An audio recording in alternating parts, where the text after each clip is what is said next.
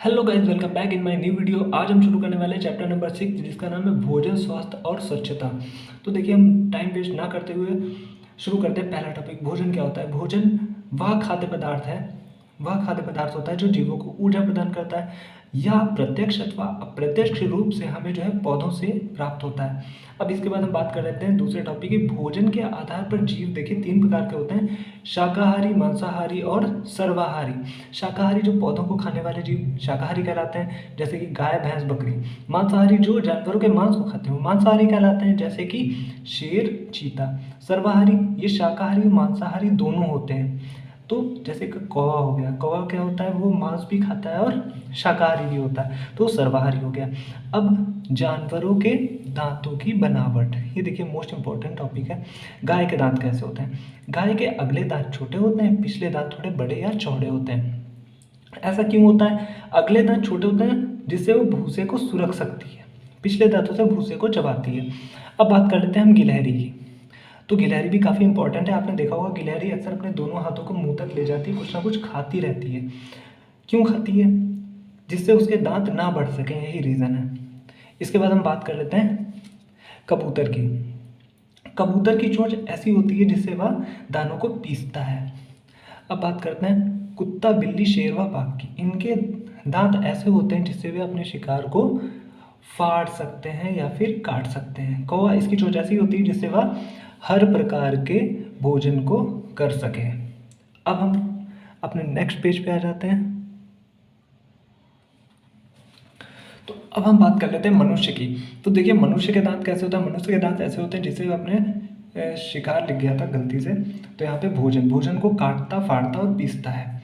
सांप कैसा होता है। सांप के दांत भी होते हैं लेकिन वो अपने शिकार को निगलता है, काटता है, फाड़ता नहीं है। बगुले की चोंच ऐसी होती है जिससे वह जमीन पर पड़े कीड़े मकोड़ों को खा सकता है।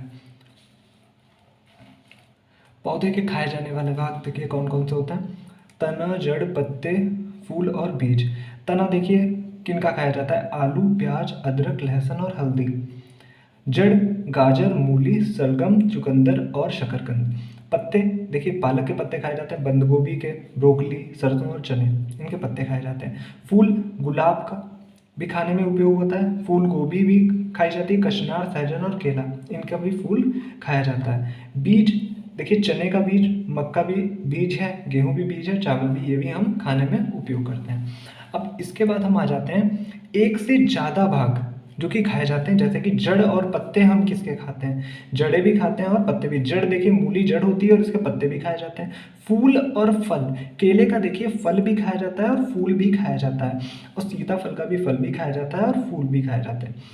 बीज और पत्ते देखिए चना जो होता है उसका बीज भी खाया जाता है और पत्ते भी खाए जाते हैं। मेथी, मेथी का भी बीज भी उपयोग में लिया जाता है खाने में, और उसके पत्ते भी, सरसों का भी ऐसे ही। तने मतलब तना और पत्ते, तो लहसुन का देखिए तना भी खाया जाता है और पत्ते भी। अब इसके बाद हम आ जाते हैं प्याज। प्याज का क्या है कि प्याज का भी देखिए पत्ते भी और तना भी। इसके बाद का टॉपिक है हमारा भोजन बनाने या पकाने के तरीके।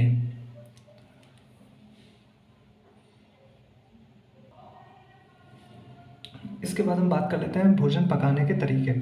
जैसे कि देखिए भूनकर, उबालकर, तलकर, सेककर और कच्चा। भूनकर देखिए हम आलू, भिंडी, शकरकंद, मक्का, चना और मूंगफली। इसमें देखिए कॉमन सेंस की बात होती है, कौन से भोजन भून कर खाए जाते हैं, कौन से उबाल के खाए जाते हैं, तल के हम कौन सा खा सकते हैं, सेक कर कौन सा खा सकते हैं, और हम कच्चे कौन से खा सकते हैं। तो कोई क्वेश्चन आ जाता है तो आप आसानी से कर लोगे। इसके बाद एक मोस्ट इम्पॉर्टेंट टॉपिक जो शुरू होने वाला है वो है हमारा भोजन, क्षेत्रीय व्यंजन। क्षेत्रीय व्यंजन में देखिए क्या क्या चीज़ें आती हैं। दक्षिण भारत के लोग क्या खाते हैं, चावल, इडली, डोसा, सांभर और नारियल का उपयोग करते हैं दक्षिण भारत के लोग। अब असम के लोग देखिए मछली, चावल का सेवन करते हैं। मैं आपको मैप से अच्छे से समझा दूंगा, अभी आपको जो दिख रहा है आप उसका स्क्रीनशॉट लेके या फिर अपने नोट्स इजीली बना सकते हैं। फिर आ जाते हैं महाराष्ट्र पे। बड़ा पाव और पाव भाजी महाराष्ट्र में खाई जाती है। पंजाब के लोग सरसों का साग और मक्के की रोटी खाते हैं। डायरेक्टली पेपर में क्वेश्चन पूछ लिया जाता है कि केरल के लोग क्या खाते हैं, जैसे टैपियोका और नारियल का उपयोग करते हैं। इसके बाद आ जाते हैं नागालैंड। नागालैंड के लोग बांस के कोपल और मोमोज खाते हैं। फिर इसके बाद गुजरात में लोग क्या खाते हैं, ढोकला, खांडवी, लेमन राइस खाते हैं।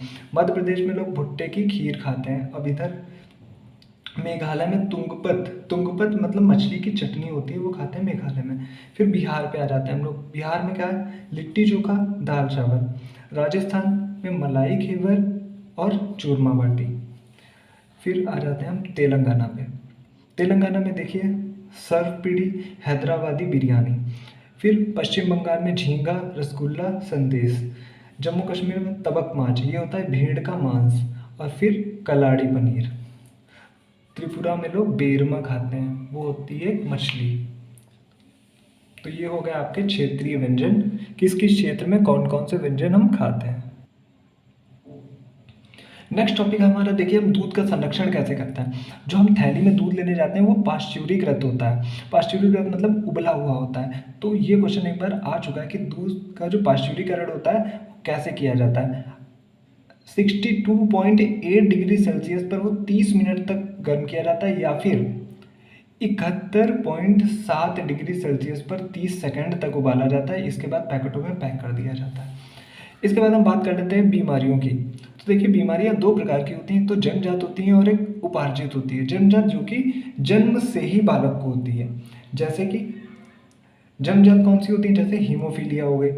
और उपार्जित कौन सी हो गई, रतौंधी, पेचिस और तपेदिक, जो कि किसी चीज़ से फैलती हैं। उपार्जित बीमारियां देखिए दो प्रकार की होती हैं, तो संक्रामक और एक असंक्रामक। संक्रामक कौन सी होती हैं, ये रोग जो कवक, विषाणु, प्रोटोजोआ से फैलते हैं, संक्रामक कहलाते हैं, जैसे कि मलेरिया, डेंगू, तपेदिक और हैजा। संक्रामक रोग हो गया।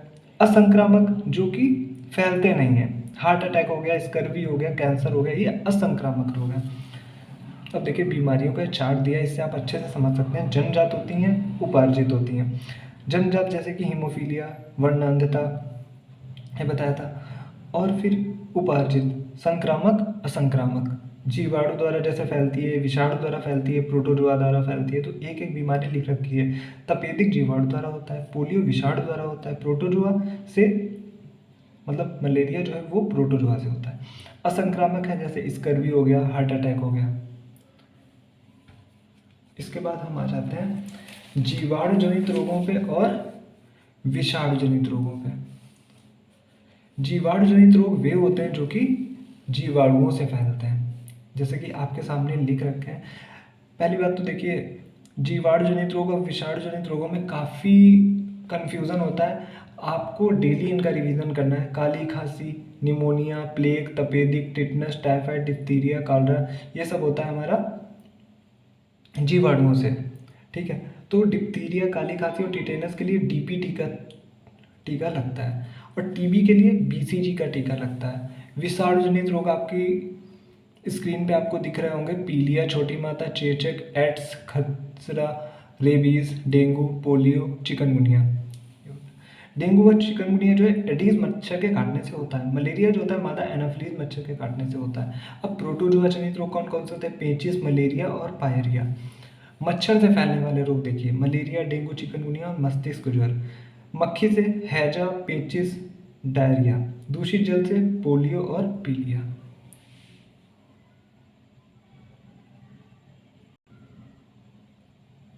अब हम बात कर लेते हैं देखिए विटामिन की। विटामिन जो होते हैं वो कार्बनिक यौगिक होते हैं, ये शरीर के विकास में सहायक होते हैं, रोगों से रक्षा करने में सहायक होते हैं। विटामिन का वर्गीकरण देखिए, एक तो जल में घुलनशील विटामिन होते हैं, वसा में घुलनशील होते हैं। जल में घुलनशील पी और सी, और वसा में घुलनशील ए, डी, ई, के। अब कुछ तत्व होते हैं जिनकी कमी से शरीर में रोग हो जाते हैं। लोहे की कमी से जैसे एनीमिया होता है, हीमोग्लोबिन की कमी से एनीमिया होता है, और ये मोस्ट इंपॉर्टेंट है, हीमोग्लोबिन की मात्रा कितनी होनी चाहिए, 12 से 15 ग्राम पर डेकालीटर। इसके बाद है आयोडीन की कमी से घेंघा रोग होता है, और कैल्शियम की कमी से हड्डी व दांत कमज़ोर हो जाते हैं। अब एक और टॉपिक है कचरा। कचरा जो होता है वो बीमारियों की जड़ होता है। ये दो प्रकार का होता है, जैव निम्नीकरण, जैव अनिम्नीकरण। मतलब जो सड़ जाता है, गल जाता है, वो जैव निम्नीकरण कहलाता है। जैसे सब्जियों के छिलके हो गए, अंडे के छिलके हो गए, ये सारे जैव निम्नीकरण होते हैं। जैव अनिम्नीकरण जो नहीं गलता है, पॉलीथीन, कांच के टुकड़े, प्लास्टिक। और एक और इसमें टॉपिक रह गया था लेसन में, स्वच्छ भारत मिशन की शुरुआत कब हुई थी? ये अक्सर ईवीएस में पूछ लिया जाता है। 2 अक्टूबर 2014 को प्रधानमंत्री मोदी के द्वारा। इसके बाद अब विटामिन्स का चार्ट आपके सामने है, आप इसको देख के समझ सकते हैं। विटामिन आ जाता है कि इसका साइंटिफिक नेम बताइए, या फिर आ जाएगा कि इससे कौन सी बीमारी होती है। ये वीडियो 10 मिनट का हो गया, लेकिन आपका 10 मिनट में काफ़ी कुछ इंपॉर्टेंट टॉपिक्स कवर हो गए। आई होप आपको वीडियो पसंद आएगी। आप इस वीडियो को उन लोगों को ज़रूर शेयर करिए। मैं फिर से बोल रहा हूँ, जो लोग फाइनेंशियली वीक हैं, जिनकी फाइनेंशियल कंडीशन वीक है, जो पेड कोर्स नहीं ले सकते। Thank you.